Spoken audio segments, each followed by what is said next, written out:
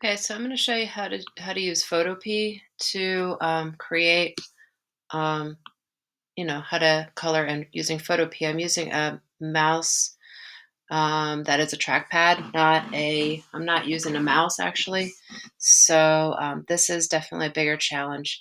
And so the one thing that you need to do is you need to have created a layer by going to create new, so that you have a layer underneath your background. Um, You may have to reorder it so that your background is on top. So you just move that around like that. I did take the time to delete from the background. I deleted the skirt, and I'll show you how I did that. I used the magic wand tool here because I also want to show you how to do skin tone. And I just hit delete there. Okay. So what this enables us to do now is to draw. So on the layer two, let me zoom in. Here we go. Okay. um, and to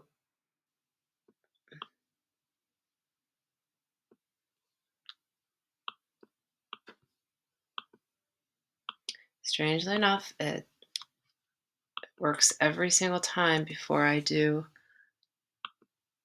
a screencastify, so I'm not sure why. There we go. Okay. All right, so now it's working. So oh, okay, I see. I lost my layer. Okay, so I want a layer underneath there.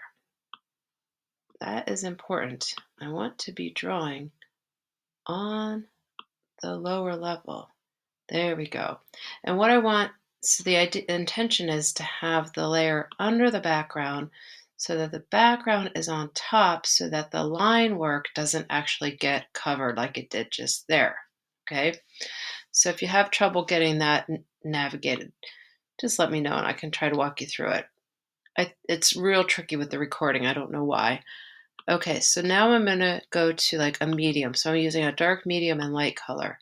So I put my dark color in, and I'm just doing bands of dark, medium, and light. Make sure you're going in order, like the way that the sun should be hitting. That should be, this one right here is going to, I think that's actually on this layer. So I'm going to erase, whoops.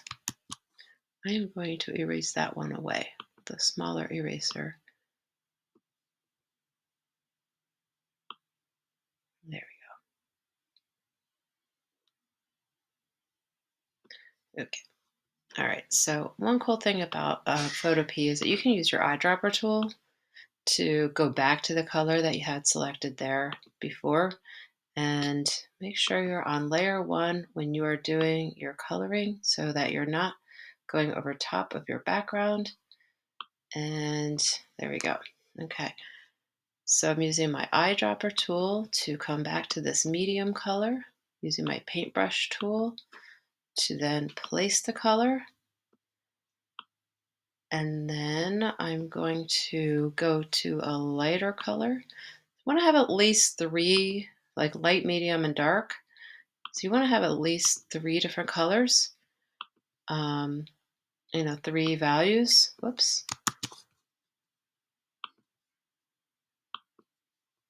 Going back to select that lighter shade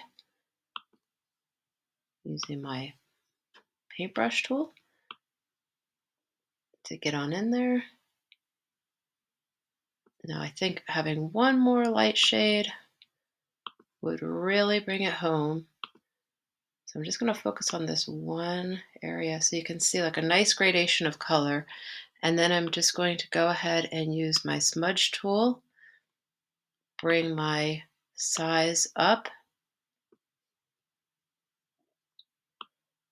and smudge that around until that is what I want it to look like. So that's pretty good. I can show you right here. You can also try the blur tool if the smudge tool doesn't seem to be working so hot, which it really wasn't working that well for me.